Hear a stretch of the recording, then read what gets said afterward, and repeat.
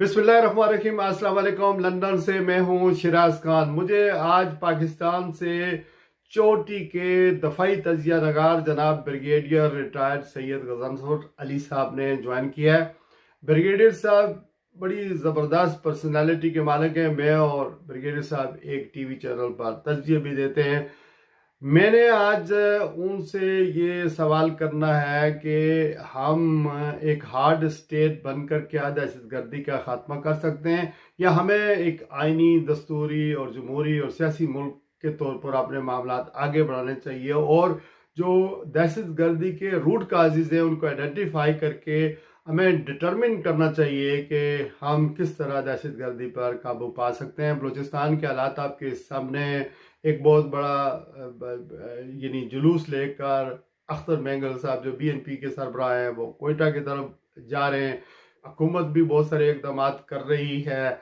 हमारी जो law enforcement एजेंसियां हैं वो भी अपने अपनी कोशिशें कर रही हैं, लेकिन हालात काबू से बाहर हैं।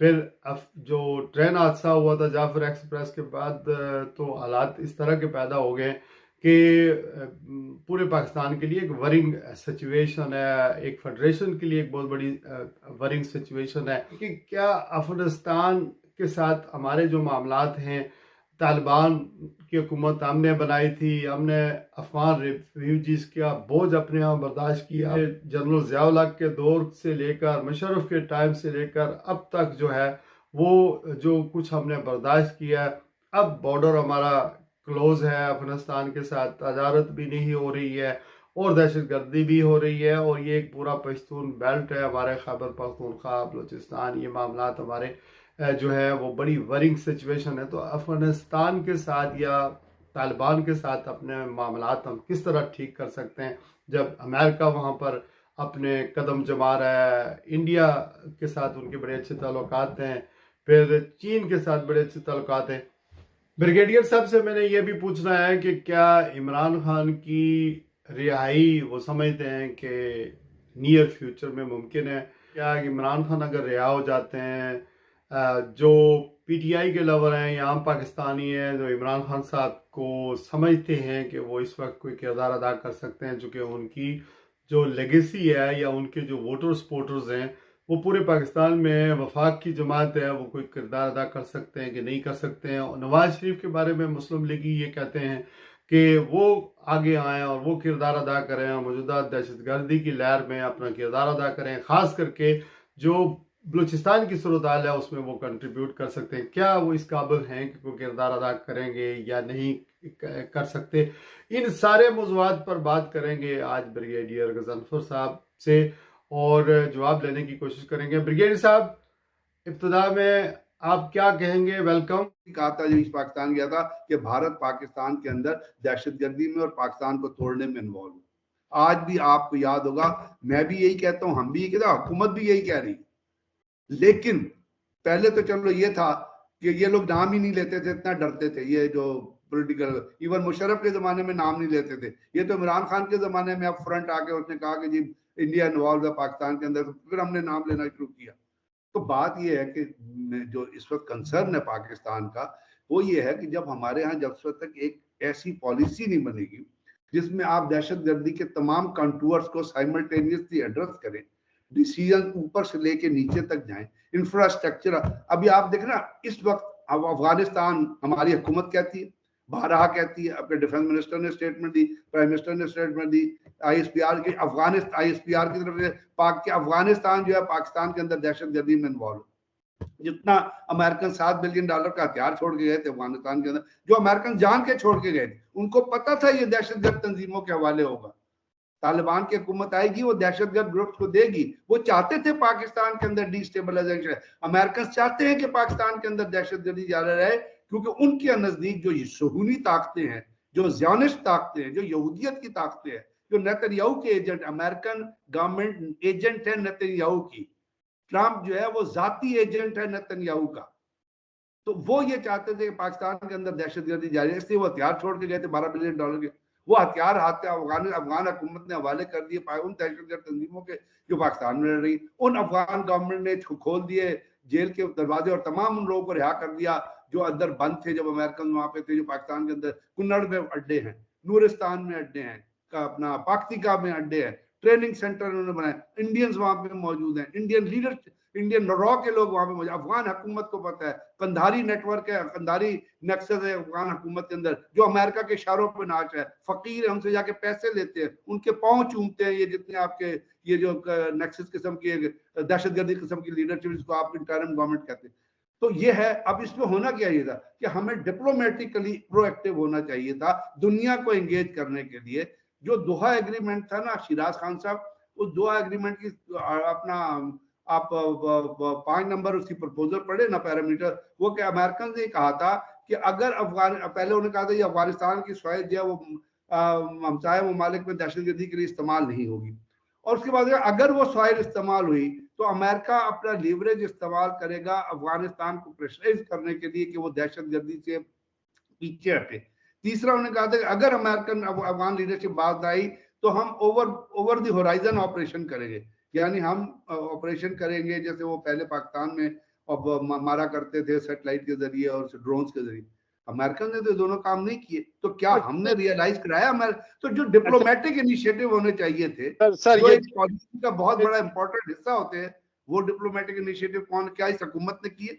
तो जब ये चीजें नहीं है शिराज खान साहब, तो फिर हम तो रोएंगे ना कि क्या होगा आने वाले दिनों। आने वाले दिनों में यही होता रहेगा जो आज हो रहा है, जो आज भी हम इस चीज को नहीं रियलाइज कर रहे। एस्टेब्लिशमेंट मीन्स जुडिशरी, एग्जीक्यूटिव, हमारा आर्मी की क़यादत, ये सारे एक कोऑर्डिनेशन से काम करें।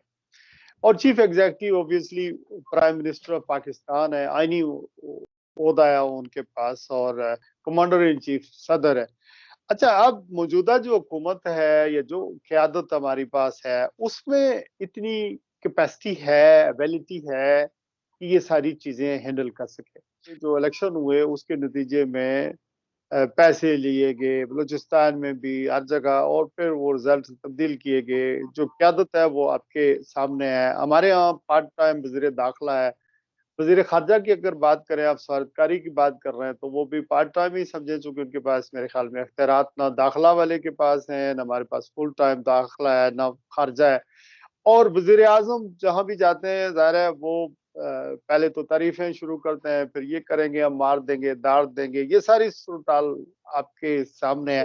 इस क़यादत के साथ तो हम इन चैलेंजेस को नहीं, इनसे निबरत आज़मा नहीं हो सकते। नवाज शरीफ या इमरान खान मौजूदा हालात में कोई किरदार अदा कर सकते हैं। बाज़ लोग कहते हैं कि नवाज शरीफ को आगे आना चाहिए, बात करनी चाहिए, लीड करनी चाहिए। पीटीआई की बात करें या इमरान खान के सिंपैथाइजर की बात करें या अवाम की बात करें, तो लोग कहते हैं अगर इमरान खान बाहर आ जाता है तो बलूचिस्तान के हालात भी ठीक हो सकते हैं, तालिबान के साथ भी हमारे तल्लुकात ठीक हो सकते हैं, खैबर पख्तूनख्वा में उनकी हुकूमत है, उनके इनिशिएटिव बेहतर हो सकते हैं।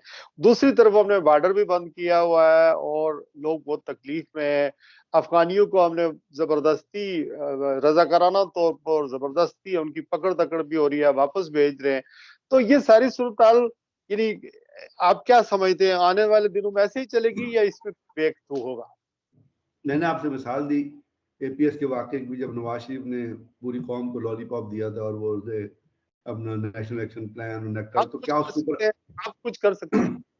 क्या उसके ऊपर अमल हुआ? अगर वो कर सकते हैं तो क्या उसके ऊपर अमल हुआ आज तक? शहबाज शरीफ ने जब पेशावर हाई कोर्ट में वाकया हुआ, पेशावर हाई कोर्ट के अंदर पेशावर पुलिस की 6 बंदों की शहादत हुई, उससे शहबाज शरीफ ने कहा था कि जी मैं अपना मेरा जीरा रोशन रोम है हमारा जी, हम दहशतगर्दी के खिलाफ लड़ेंगे। उसके बाद से आज तक किसी डिपार्टमेंट की, किसी इंस्टीट्यूशन की कैपेबिलिटी डेवलप की गई? मेरा मतलब कहने का, मैं इंडिविजुअल से हटके आपको बात मैं कह रहा हूं कि इस वक्त जरूरत समझ की है। मैं किसी ब्लेम गेम में नहीं जाना चाहता। मैं ये समझता हूं कि 2 चीजें मेरी नजर में इंपॉर्टेंट। एक ये है कि जितनी भी पॉलिटिकल पार्टीज है, जिसमें पीपीपी भी है, पीएमएलएन भी है, पीटीआई भी है, जेयूआई भी है। अब जेयूआई जोब उससे नीचे आप आ जाए, सिब्बी, इस इलाके में इलेक्शन हमेशा जीतती है, उनकी बड़ी फॉलोइंग है इस इलाके में। जेयूआई, तो मैं कह रहा हूँ जितनी पॉलिटिकल, महमूद अचकजई है वहां के एक बहुत बड़े पॉलिटिशियन है जिनका वहां पे काफी इफेक्ट है, और बहुत सारे बारोजई साहब है, हम नाम इन सबको मिला के आप एक क्यों नहीं एक ऐसा कॉन्स्टिट्यूशनल ग्रुप तश्कील देते जो जाके वहां के जो लोग हैं, जो पॉलिटिशियंस हैं, चाहे वो ग्राउंड लेवल के उनसे जाके बातचीत करें। आज तक ऐसा हुआ? पॉलिटिकली क्यों नहीं एंगेज करते? क्या अख्तर मैंगल आज कह रहा है कि जी हम पे लश्कर कशी की गई? अख्तर मैंगल का भाई जावेद मैंगल दहशतगर्दी में इन्वॉल्व है। अख्तर मैंगल अपने भाई को तो कंपेल कर नहीं सकता, मैं कहता हूँ चलो नहीं कर सका, पॉलिटिकली उसको एंगेज करे। दूसरी बात यह है कि अब जो लोग रियासत के खिलाफ खड़े हैं उनके खिलाफ आपको ऑपरेशन करने की जरूरत है। अगर हथियार उठाते हैं तो हथियार से दहशतगर्द को मान, लेकिन साइमल्टेनियसली आपने टू टेंजेंट ऑपरेशन करें। दूसरी बात, मैंने आपसे डिप्लोमेसी की बात की। आज पाकिस्तान का फॉरेन मिनिस्टर कौन है? मुझे तो फॉरेन मिनिस्टर कहीं नजर नहीं आता। कौन है फॉरेन मिनिस्टर? आपको फुल टाइम फॉरेन मिनिस्टर चाहिए। ये जो आप रिश्तेदारियों पे जब आप रिश्तेदारियों पे चीजें तकसीम करते हैं ना, फिर वो डिलीवर नहीं करती। आपको पॉलिटिकली एंगेज करने की जरूरत है।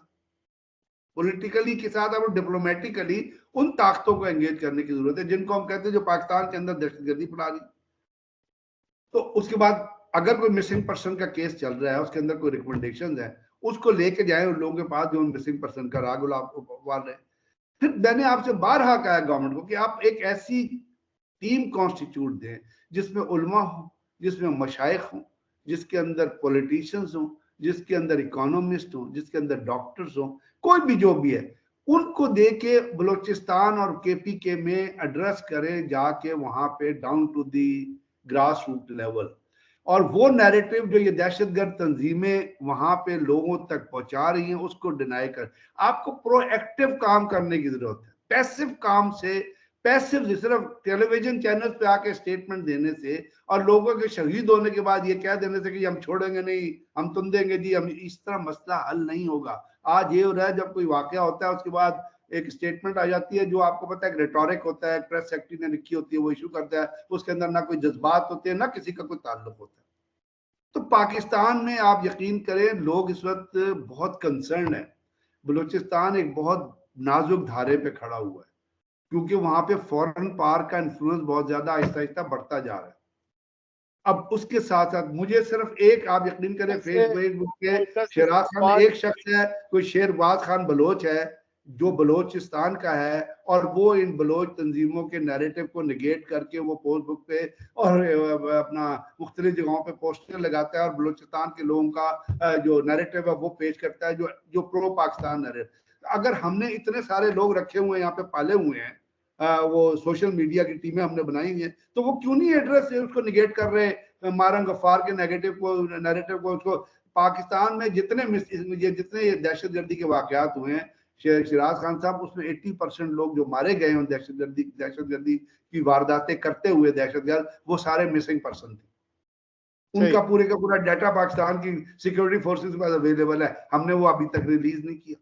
सर आप, तो मेरा कहने का मतलब ये है, मेरा देखिए ना, मुझे जवाब मिल गया कि मार देंगे, तुन देंगे, इस तरह के इकदाम से, हार्ड स्टेट बनाने से दहशतगर्दी नहीं, उस तरह दहशतगर्दी को टैकल नहीं किया जा सकता। कुछ पैसिमिस्ट होने के बजाय हमें यानी ऑप्टिमिस्टिक होकर कुछ इनिशिएटिव लेने पड़ेंगे।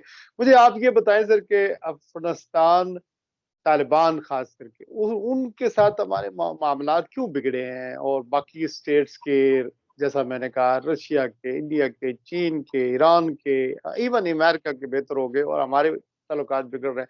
इसमें बेहतरी कैसे लाई जाए? ताल्लुकात बिगड़े हैं, उसमें ज्यादा कसूर उस क्रिमिनल हुकूमत का है जिसको मैं हुकूमत नहीं कहता, मैं आपको कह रहा हूँ वहां पे दहशतगर्दों का नेक्सस है। तालिबान, मैं तालिबान ही की बात कर रहा हूँ। हमारी कुछ गलतियां नहीं हुई हैं, ये वहां पे हमारी गलतियां, देखिए ना, दोहा के मुज़ाकरात हुए, किसने स्पॉन्सर कराए? अमेरिकन निकले, किसने स्पॉन्सर करवाया? तालिबान वहां गए, किसने स्पॉन्सर गया? अफगान महाजरीन को हमने यहाँ रखा, किसने स्पॉन्सर करवाया? आज तक इलीगल अफगान महाजरीन यहाँ बैठे हुए हैं, हम सफर कर रहे हैं, हमारी इकोनॉमी सफर करी, हमारे रोजगार को वो खा रहे हैं, हमारे पैसे को वो खा रहे हैं, हमारी चीजों को वो खा रहे हैं। गंदम यहाँ से स्मगल होके जाती है, चीनी यहाँ से स्मगल होके जाती है, घी यहाँ से स्मगल होके जाती है। उसकी स्मगलिंग की वजह से पाकिस्तान के अंदर प्राइसेस बढ़ती है, पाकिस्तान के अंदर महंगाई आती है, पाकिस्तान के अंदर इन्फ्लेशन, चावल यहाँ से स्मगल होके जाता है। ये तमाम की तमाम पाकिस्तान से स्मगल होकर जा रही है। वहां पे डॉलर 98 रुपए का, यहाँ पे डॉलर 200। हम अफगानिस्तान की वजह से, अमेरिकन गवर्नमेंट हर साल, बाइडन की गवर्नमेंट हर महीने उनको डॉलर की खेप बेचती थी। बाइडन की हुकूमत, दुनिया उनको पैसे प्रोवाइड कर रही, हम सफर कर रहे हैं, हमारे अवाम सफर कर रहे हैं अफगानिस्तान की वजह से। इसलिए सर ये हुकूमत तो हमने बनवाई थी, आपको याद होगा हमारे DGSI वहां गए सर थे। अफगानिस्तान का एक कैरेक्टर याद रखिएगा, शिराज खान साहब, अफगानियों का एक कैरेक्टर है, वो हमेशा उसकी पीठ में छुरा घोंप करते हैं जो उनके ऊपर एहसान करता है। आप पुरानी तारीख उठा के उनकी पढ़ लीजिएगा। असर जोग्राफिया हम देखिए ना, अभी पिछले अब वो कहते हैं कि हमने पाकिस्तान से बात नहीं करनी, 12 उन्होंने कहा। उनको कहते हैं कि आप, अब एक दासू में दहशतगर्दी हुई थी जहाँ चाइनीज इंजीनियर हिट हुए थे। वो जो गाड़ी थी वो चमन, वो अफगानिस्तान से चली थी और वो दासू तक पहुंची थी। ये तो हमारी तो फेलियर थी ना, सिक्योरिटी एजेंसी की इंटेलिजेंस के लिए, वो गाड़ी डिटेक्ट क्यों नहीं हुई। आप मुझे ये बताइए, चाइना के अंदर दहशतगर्दी क्यों नहीं हो रही? जो नंगार प्रोविंस में जो ETM बना था, चाइना ने उनसे कमिटमेंट दी है, इसलिए कि चाइना वहां पैसे लगा रहा है, अमेरिका इसलिए पैसे लगा रहा है, भारत उनको पैसे देता है, भारत जो उनको पैसे देता है वो उनके गुलाम हो जाते हैं। पाकिस्तान पैसे नहीं देता उनको। बिल्कुल ठीक, लेकिन मसला ये है कि ये पूरा सर पश्तून बेल्ट है जो पिंडी तक आता है। ज्योग्राफी तौर पर हमारा, मुझे नहीं पता 2700 है या 2800 किलोमीटर बॉर्डर है उनके साथ लगता है। हम उनसे डिटैच नहीं हो सकते, डिसोसिएट नहीं हो सकते। हमें तकलीफ होगी, हमें तकलीफ पहुंचेगी हर तरह से, तो उनको तो उनके साथ तो मामलात हमें आगे बढ़ाने चाहिए ना। यानी कहते हैं ना, if you can't beat them it's better to join them. तो उनके साथ मामलात बेहतर करने की जरूरत हो गई, और ये बेहतर कोई सियासी हुकूमत ही कर सकती है ना। यानी इस तरह के मामलात करने से तो हमें नुकसान हो रहा है, वो हमें डिच कर रहे हैं ना। मैं आपसे बिल्कुल एग्री करता हूँ, लेकिन ताली दो हाथ से बजती ना, मैं ये कह रहा हूँ सर। मैं ये कहना चाहता हूँ, बता दें, आपने चीन का जिक्र किया, चीन हमारे ऊपर इतना एतमाद अब क्यों नहीं करता, इसकी क्या वजह है? CPEC चीन ने शुरू कराया था ना, तो CPEC हमने कहा था गेम चेंजर है। हमने CPEC का किस तरह बेड़ा गर्क किया आप देख ले। बलूचिस्तान में जो कुछ हो रहा है, हम भूल गए इस बात को कहना। बलूचिस्तान में दहशतगर्दी की एक बहुत बड़ी वजह CPEC है, क्योंकि अमेरिकन और इंडिया नहीं चाहते कि CPEC, अमेरिकन और इंडियन ये नहीं चाहते कि CPEC किसी तरह कामयाबी के मराहिल तक पहुंचे, और हम भी नहीं चाहते अब तक। सही, तो ये CPEC की वजह है जो चीनी इंजीनियर्स द्वारा जो है वो भी दहशतगर्दी का निशाना बने। ज़ाहिर चैनल पूरी दुनिया पर they announced equally they are super power in defence, money and everything. America को भी आंखें दिखाने के काबिल हुए हैं कि तुम हमारे साथ जो कुछ करोगे हम वो टैरिफ के हवाले से हम करेंगे। ये सर बता दें कि जो अमेरिका और तालिबान के दरमियान या बडग्राम एयर बेस कब्जे में लेने के लिए या वहां पर ऑपरेट करने के लिए अमेरिका की बातचीत चल रही है, फिर तालिबान ने ये कहा कि वाशिंगटन में हमें हमारा सफारतखाना हमारे हवाले करें, एम्बेसी हमारे हवाले करें ताकि हम उसको कंट्रोल करें। ये जो गुफ्तगू हो रही है, does we should worry about this? Yes, we should be worried about. दुनिया चेंज हो रही है। We are standing in the world of 60s, 70s and 80s. The world is changing. अब देखिए ना, अमेरिका ने टैरिफ लगाया चाइना पे, चाइना ने उनकी कुछ नहीं किया, टेक्नोलॉजी को नहीं छेड़ा उन्हें, चाइना ने उनके एग्रीकल्चर पे टैरिफ बना दिए। अब एग्रीकल्चर पे टैरिफ लगा के अमेरिका में, अमेरिकन गवर्नमेंट को नहीं, ये कॉमन आदमी जो है ना, क्योंकि बहुत गंदम का एक बहुत बड़ा जखीरा है जो अमेरिका चाइना में भेजता है, फिर डेयरी प्रोडक्ट्स जो जाती है, तो उसका क्या हाल होगा वहां पे एक आदमी का वहां पे भी। तो ये टैरिफ जो लग रहे हैं और इनका इफेक्ट पाकिस्तान में भी आएगा। अब पाकिस्तान, आपको पता है कि पाकिस्तान को अपना GSP प्लस स्टेटस भी एंजॉय करता है। तो जब आपके टैरिफ बढ़ेंगे तो साफ जाहिर है कि साथ बाजारी होगी। जब टैरिफ बढ़ेंगे तो लोगों की जिंदगी मुश्किल होगी। तो हमें, मैं जो आपसे अर्ज कर रहा हूँ ना शिराज खान साहब, कि हम अपनी पॉलिसीज को, जो मैंने आपसे इनिशियली अर्ज किया था, रिक्वेस्ट की थी, जो थ्रेट जो एग्जिस्ट कर रहा होता है ना, थ्रेट का मेरा मतलब सिर्फ सिक्योरिटी थ्रेट नहीं है, उसमें इकोनॉमी भी है, उसमें सोशल भी है, उसमें रिलीजियस भी है, उसमें आपका अब मुख्तलिफ चीजें हैं जो किसी भी हुकूमत के ऊपर या किसी भी मुल्क के ऊपर असरअंदाज हो रही होती है, उनको काउंटर करके हमें पॉलिसीज तश्कील देनी होती है। तो हम तो अच्छा, अभी तक इस चीज को भूले हुए हैं कि जी क्या हम तो सिर्फ एक पॉइंट पे लगे हुए हैं बस, कि शायद उसको करने से जो है ना पूरा पाकिस्तान में हर चीज का अमन हो जाएगा। इस तरह नहीं होगा जब तक हम थ्रेट को एड्रेस नहीं करेंगे। पॉइंट क्या है ब्रिगेडियर साहब, वो एक पॉइंट क्या है? ये ना कि अपनी पावर्स को बढ़ाए, जैसे आपने 26 अमेंडमेंट आप देखते 26 अमेंडमेंट कर दी, आपने प्रेसिडेंशियल ऑर्डिनेंस करके एक ऑर्डिनेंस ले आए, पीकाका का ऑर्डिनेंस एक ऑर्डिनेंस ले आए। तो इस जो अपनी जाति, मेरा कहने का मतलब है एक पॉलिटिकल गवर्नमेंट जब अपनी अपनी अपनी अपनी चीजों को तकवीयत देने पे लगी रहे और वहां पे फिर मिस गवर्नेंस आती है, और आपको पता है जहां मिस गवर्नेंस होती है, देखिए फिराज खान साहब, जिस मुल्क में इंसाफ नहीं होता ना, जहां अदालतें इंसाफ डिलीवर नहीं कर रही होती, वहां कभी भी आप तरक्की होती नहीं देखेंगे। Second rule of world law, war में लोगों ने रूल ऑफ लॉ ऑब्वियसली होना चाहिए। Donald rule of Trump law, के rule of law, respect for the constitution. आपने जैसे मैंने कहा ना, पार्टियों ने अगर बलूचिस्तान में जाके बात करनी है लोगों से तो with in the realm of the constitution आपने बातचीत कर, उनको उस धारे में लेके आना है, ये हुकूमतों की जिम्मेदारी। तो आपको कॉन्स्टिट्यूशन कुछ इंस्ट्रक्शन प्रोवाइड करता है, लॉ कुछ आपको ड्राइव करता है। अगर लॉ आप अपनी मर्जी से बना के उसको करेंगे तो फिर कभी भी चीजें जो है वो सेटल नहीं होगी। ये मेरी बात याद रखिएगा, ये दुनिया का असूल है, सोशल साइंसेस का असूल है, ये पॉलिटिकल साइंस के असूल है, ये मेरे और आपके डिवाइस की हुए असूल नहीं है।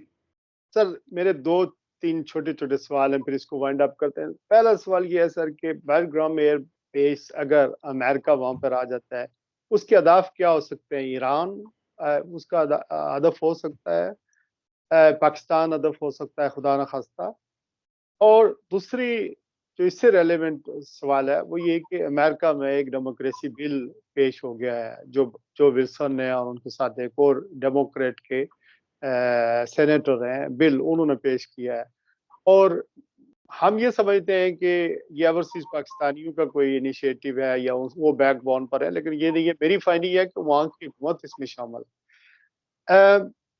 हमें इसकी वरी करनी चाहिए। और फिर डोनाल्ड ट्रंप के आने से जैसे टैरिफ भी लगा और न्यू वर्ल्ड ऑर्डर लिखा जा रहा है, वो दोस्त दुश्मन को एक ही छड़ी से आंक रहा है। हमें कुछ वरी फिक्रमंद होना चाहिए या नहीं होना चाहिए? इन टर्म्स ऑफ ईरान, अगर हमें कोई हदफ दिया जाता है, हमसे कोई एडवेंचर करवाया जाता है, तो हमें उसका साथ देना चाहिए या नहीं चाहिए? ये तीन सवाल मैंने इकट्ठे कर दिए ताकि इंटरप्शन के बगैर ही आप जवाब दें। पहला सवाल, बडगाम एयरबेस, पाकिस्तान में शमसी एयरबेस पे अमेरिकन फौजें रही, ड्रोन यहाँ से उड़ते रहे, आपको पता है, ड्रोन यहाँ से उड़ के जाके हेडर्स करते रहे, तो पाकिस्तान के ऊपर क्या इफेक्ट है? बडगाम एयरबेस पे वो आएंगे तो आके, मैं तो कहता हूँ कि आए वहां पे अपने जहाज रखे और पाक जो लोग दहशतगर्दी कर रहे हैं पाकिस्तान के अंदर भी, उनको भी टारगेट करें। जब अमेरिकन फोर्सेज अफगानिस्तान के अंदर थी तो पाकिस्तान में दहशतगर्दी का स्केल कम था। मुझे तो अपने मुल्क से गर्ज है, मुझे अफगानिस्तान से गर्ज नहीं है। Afghanistan can go anywhere they feel like. अगर अमेरिकन फोर्सेज वहां पे आके पाकिस्तान के अंदर दहशतगर्दी की वारदातों में मदद दे सकती है तो जरूर आए। पाकिस्तान वॉज बेटर जब American forces were in Afghanistan and Taliban were not there. जब से तालिबान आए हैं इस मुल्क में तबाही आ गई है, क्योंकि वो पैसे पे बिकने वाले लोग हैं। दे आर नॉट, वहां पे जो हुकूमत है वो दहशतगर्दों की हुकूमत है, वो कंदारी ग्रुप जो है वो दहशतगर्द ग्रुप है and they are sold out to India. वो उनके पैसे के ऊपर पाकिस्तान के अंदर, वो कहते हैं मुसलमान है और मुसलमानों को ईद के दिन जो है मुसलमानों के ऊपर ऑपरेशन करते हैं। तो आ जाए अमेरिका, मुझे I am not concern. America Pakistan Iran के बारे में पाकिस्तान अमेरिका को ज्वाइन नहीं करेगा, ये मेरी बात याद रखिएगा। And we should not join America, पहली बात। This is what how I see it. So, but वो पाकिस्तान को ईरान से, how much we depended on Iran, Pakistan को ईरान से ताल्लुकात ठीक करने की जरूरत है। नहीं, दूसरी बात है, आपने हम कितना डिपेंड करते हैं in terms of defence and all the aid? नहीं, but we are not, we can, हमारी अगर पार्लियामेंट में रूलिंग आती है, देखिए ना, याद होगा आपको एक दफा अमेरिका ने एक पाकिस्तान की पोस्ट पे हमला किया था, तो उसके बाद पाकिस्तान ने अमेरिकन की सप्लाई बंद कर दी थी थ्रू चमन और थ्रू तोरखम एंड थ्रू चमन, और वहां पे खाने के लिए नहीं था अमेरिकन फौजी के पास। और उसकी जो बिल था वो पाकिस्तान की पार्लियामेंट ने मंजूर किया था, और उसको अमेरिकन क्या कर सकते थे? फिर जनरल क्या नहीं, उस आर्मी चीफ थे, पाकिस्तान की एक पोस्ट पे हमला हुआ था। तो अगर हमारे यहाँ पार्लियामेंट अब कहती है कि हम नहीं ज्वाइन करते, तो कोई मजबूर नहीं कर सकता आपको। हाँ, अगर आप वैसे लंबे लेट जाएं तो फिर आप क्या कह सकते हैं। दूसरी बात, हमने डेमोक्रेसी बिल की बात की, वो उनका देखिए, वो अमेरिकन कांग्रेस का मसला है, वहां पे जो विल्सन का मसला है और वहां पे जो लोग हैं उनका मसला है कि वो क्या बिल पेश करते हैं और बिल अप्रूव होता है या नहीं होता है।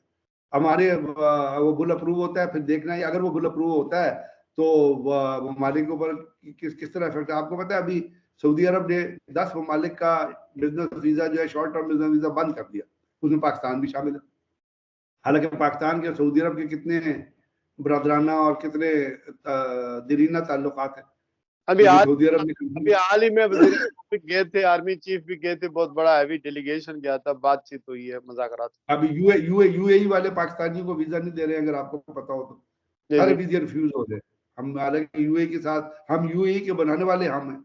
यूएई का नाम जो है वो जुल्फ़िकार भुट्टो ने तजवीज किया था, तो वो जो है वहां पे जो बिल पेश होगा वो तो आने वाले दिनों में देखा जाएगा ना, जो कि उसका क्या इफेक्ट या क्या इम्पैक्ट आता है। अभी तो मैं और आप कुछ फोरकास्ट ही कर सकते हैं कि आए या ना आए, ना भी हो सकता है, हाँ भी हो सकता है, और वो किस तरह इम्पोज करते हैं, किस तरह प्रेशराइज करते हैं।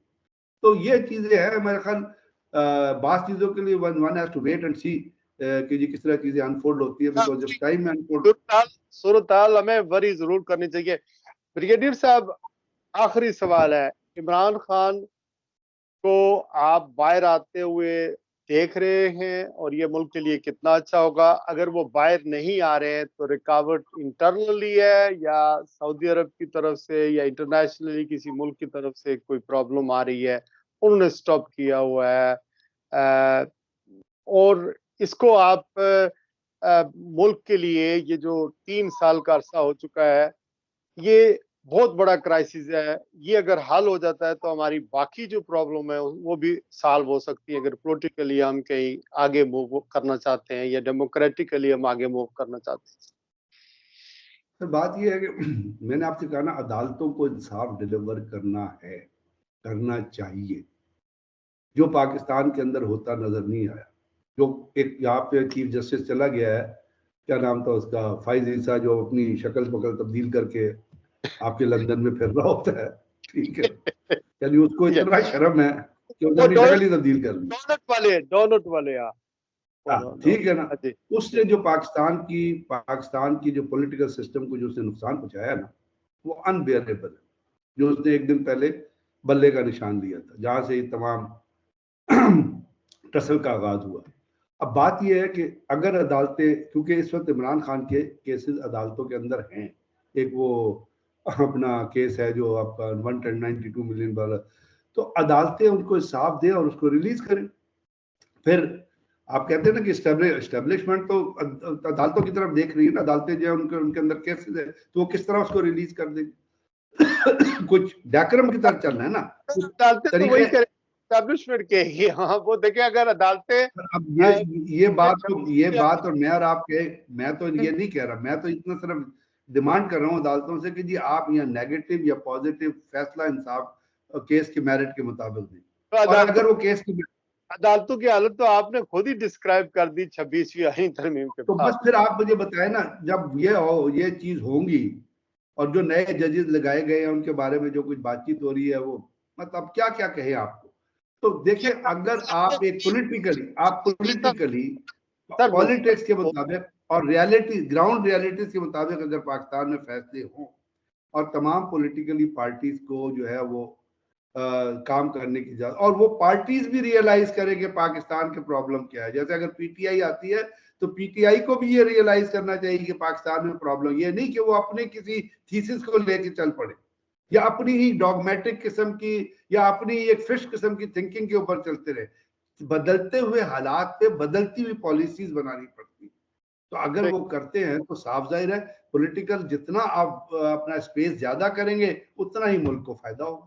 इंटरनेशनली कोई प्रॉब्लम तो नहीं आया कि किसी ने मना किया? Internationally I don't know why should, अगर इंटरनेशनल प्रॉब्लम होता तो अभी तक कुछ हो गया होता ना। अगर इंटरनेशनल प्रेशर जो आप बात कर रहे थे ट्रम्प के आने से पहले कि ये हो जाएगा तो आसमान ऊपर हो जाएगा तो जमीन नीचे हो जाएगी, तो अभी तक तो कुछ नहीं हुआ। तो इंटरनेशनल क्या, व्हाई शुड सऊदी अरब भी bother? Saudi Arab got their own problem. तो सऊदी अरब में तो मैं तो आपसे अर्ज कर रहा हूँ ना कि सऊदी अरब ने अभी आपका बिजनेस वीजा बंद कर दिया, शॉर्ट वीजा। हम बड़े दरीना दोस्त हैं उनके।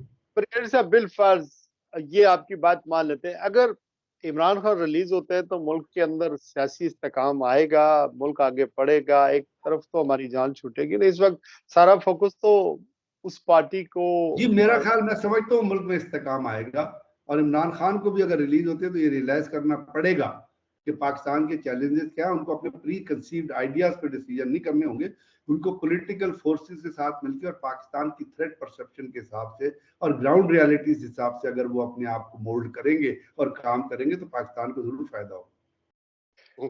तो आपने बहरहाल बड़े ऑनेस्ट तरीके से अपने ओपिनियंस दिए। मेरा काम था सवाल करना। ये सवाल जो है मुल्क व कौम की अमानत होते हैं। ये जरूरी नहीं कि किसी सहाफी के या एंकर के सवाल हो, क्योंकि लोगों के जहनों में जो सवाल होते हैं उसको मॉनिटर करके तो सवाल रखे जाते हैं। जब सवाल होते हैं तो फिर बहुत सारी गिरें खुलती हैं, और सवाल करना ही जो है वो अहम होता है। ये मुल्क व कौम और के मफाद में होता है।